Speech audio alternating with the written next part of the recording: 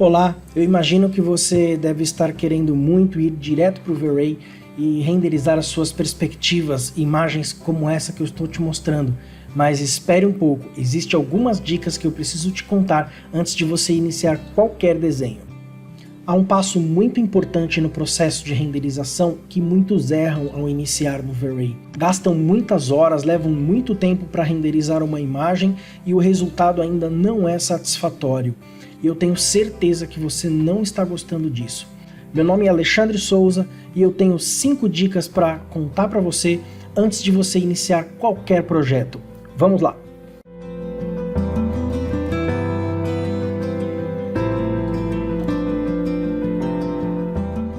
O grande problema é que muitas vezes o nosso arquivo do SketchUp, o nosso modelo ainda não está pronto para ser renderizado. Então eu preciso cuidar primeiramente desse modelo para depois iniciar qualquer tipo de renderização.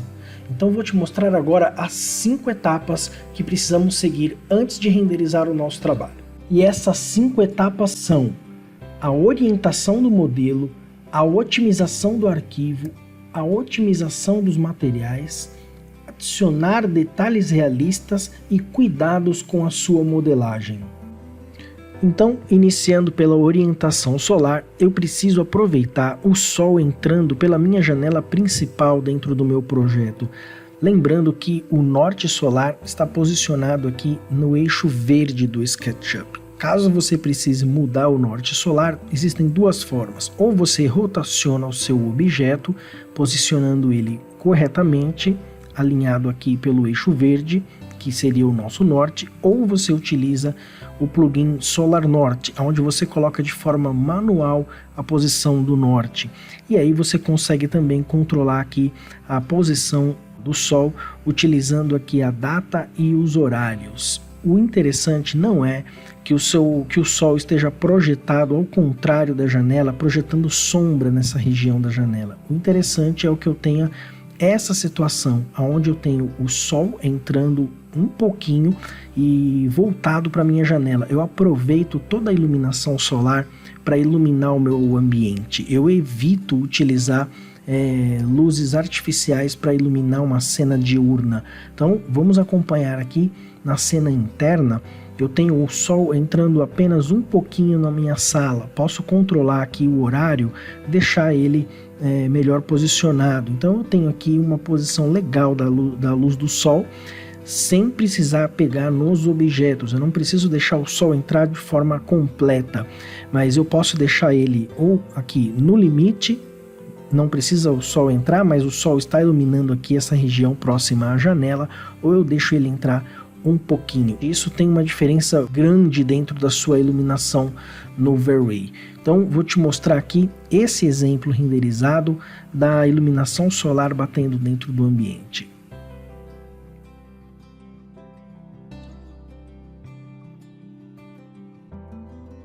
Olha aí nossa imagem renderizada com a iluminação do sol entrando apenas um pouquinho dentro do ambiente, como valoriza aqui o espaço, deixa o espaço muito mais claro do que essa segunda opção que eu vou te mostrar agora.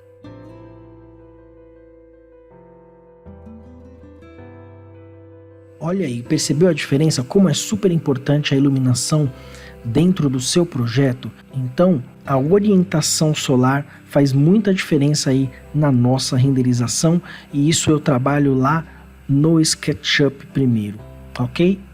O segundo ponto é a otimização do seu arquivo. Mesmo nos testes realizados, eles podem demorar por causa da vegetação e objetos que não precisam estar aparecendo aqui na sua cena. Por exemplo, a vegetação são vários objetos pequenos, são várias geometrias pequenas que o V-Ray vai demorar para fazer o cálculo e logo vai demorar a sua renderização, mesmo as renderizações de testes. Então eu coloco a vegetação toda numa camada de vegetação, numa layer de vegetação, e acabo escondendo a vegetação para fazer e realizar aqui os testes. Na renderização final, ou quando eu preciso visualizar a vegetação, eu volto a ligar minha vegetação e dessa forma o V-Ray vai renderizar muito mais rápido, porque ele não tem aquele elemento que está ali fazendo peso na sua cena. E a mesma coisa acontece com objetos que eu não preciso enxergar. Nesse momento eu não preciso enxergar todo o interior da casa, ou eu não preciso enxergar o interior dos veículos. Eu posso aqui entrar nesse veículo, nesse carro, apagar todos os bancos, volantes, tudo que eu não preciso enxergar. Deixo esse vidro aqui filmado, por exemplo, e eu não preciso ter vários elementos dentro de um carro que vai acabar pesando o meu arquivo. Porque quando o seu arquivo está pesado, mesmo as renderizações de testes e a renderização final acaba ficando aí muito pesada. Outra coisa que é possível realizar também é aqui nas camadas e nos componentes eu excluir as que eu não estou precisando. Posso excluir aqui as camadas no eliminar, ele vai acabar apagando aqui as camadas que não me interessam, e nos componentes também. Quando eu estou utilizando aqui os componentes, tem componentes que eu coloco, que eu tiro, que não me interessam, e simplesmente apagar aqui na cena do SketchUp não resolve. Eu preciso eliminar os componentes não usados. Dessa forma, você consegue deixar o seu arquivo mais leve e otimizar aí as suas renderizações. Já na otimização dos materiais, os cuidados que eu preciso tomar são sempre renomear os materiais com um nome que você reconhece depois e fique fácil de encontrar lá no Overlay. Senão você fica com muitos materiais, com muitos nomes que você não encontra depois aqui nessa lista que fica muito grande. Então coloque um novo nome e renomeie o seu material para que fique fácil de encontrá-lo depois. E nunca utilize o mesmo material para dois objetos diferentes. Por exemplo, aqui eu tenho uma moldura de quadro e é preto, mas eu também tenho outro preto aqui no caixilho, só que são materiais diferentes, são materiais com configurações diferentes. Se eu colocar tudo como material preto, qualquer configuração que eu faça para um, o outro também vai absorver a mesma configuração. Então isso não é o correto. O correto é você sempre deixar bem organizado o seu projeto com relação aos materiais, colocando os nomes corretos. E também acontece de utilizar um material e você não gostar e excluir o material, aplicar outro material por cima e você ficar com uma lista muito grande de materiais que você não está utilizando. Então, posso também sempre, antes de iniciar o trabalho, já separar todos os materiais, fazer uma pasta com todos os materiais que eu vou utilizar, assim eu não preciso ficar no meio do caminho, no meio do projeto, buscando e procurando materiais na internet. Então, crie uma pastinha, tenha já seus materiais, e caso você aplique um material que não ficou bom, precisa eliminar, você pode, da mesma forma que é feito com os componentes, você pode fazer com os materiais, clicando nessa setinha aqui ao lado e eliminar os não usados. Dessa forma, você fica aí com materiais, com uma janela de materiais, com a sua biblioteca de materiais mais leve também, e melhorando aí a sua renderização. Ainda falando sobre a otimização de materiais, gostaria de ressaltar a importância da utilização de materiais com alta qualidade. Existem sites na internet que fornecem materiais com baixa qualidade e com alta qualidade, materiais gratuitos e materiais pagos. Tem que sempre prestar atenção na escolha desses materiais para que você não fique escolhendo materiais de baixa qualidade e não perceba veios de madeira, não perceba aí encontros, rejuntes de peças. Então, materiais de alta qualidade trazem maior realismo para o seu projeto, para a sua cena. Adicionar detalhes realistas também faz parte de uma boa renderização. Aqui no SketchUp parece que esse móvel tem 4 gavetas, mas depois que você renderiza, ele aparece simplesmente como um volume único. Isso porque eu preciso acrescentar alguns detalhes aqui entre gavetas, eu preciso de um espaçamento entre gavetas. Então só depois disso que eu criar um vão aqui, ele vai aparecer com maior detalhe. Isso eu vou fazer para todos os encontros de gaveta, e não só para encontros de gaveta, eu vou fazer também para qualquer tipo de peça que encontra uma na outra, tá? Então você vai perceber que agora esse objeto vai ficar com uma cara mais real. Eu vou aqui mudar também a altura dele. Pronto, agora esse objeto parece que vai ter uma renderização melhor, porque eu estou adicionando detalhes a ele, tá? Então vou pedir uma renderização aqui e a gente compara os dois resultados. Outra coisa é que eu também posso arredondar bordas. Nenhum objeto é 100% reto. Então, se eu arredondar aqui essa borda, eu vou ter uma sensação de um objeto muito mais real do que um objeto 100% reto, tá? Então, vou fazer aqui um arredondamento para a gente comparar as duas situações.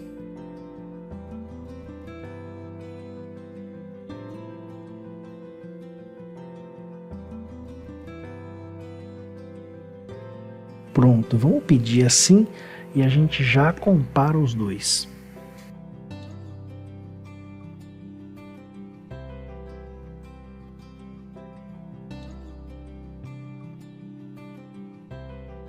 Olha aí, depois de renderizado, né? Como é que ficou? A gente percebe que um móvel totalmente sem arredondamentos nas bordas, sem os espaços entre gavetas, e o segundo totalmente diferente, com os arredondamentos nos cantos. Então tem muito mais realidade num objeto desse do que no primeiro objeto desenhado. Então é um outro cuidado que precisamos tomar lá no SketchUp ainda, antes de iniciar os nossos renders. E a quinta e a última etapa é o cuidado com a sua modelagem. Quando eu enxergo essas duas esferas, aparentemente elas são idênticas, porém, quando eu aproximo, eu percebo algumas diferenças. Vou deixá-las bem próximas e você vai poder perceber que a esfera da esquerda ela é muito mais definida do que a esfera da direita. Porque a esfera da direita ela foi construída com um número menor de faces, mas isso foi proposital, porque eu quero mostrar para você que quando eu tenho um objeto muito próximo, é importante que eu tenha um número maior de detalhes. Quando eu tenho um objeto que eu estou mais afastado, não preciso enxergar tantos detalhes. É o caso dessas esferas. Então, nessa esfera da esquerda, como eu estou enxergando muito distante, não faz sentido eu ter o número de faces que ela tem, sendo que a outra esfera já resolve pela distância que eu estou enxergando. Já a esfera da direita não faz sentido eu utilizar quando eu estou querendo um detalhe, porque ela muito perto ela fica com um pouco detalhamento, a curvatura dela não fica interessante, tá? E isso não é só para a esfera, é para outros objetos também, eu tenho que tomar esse cuidado.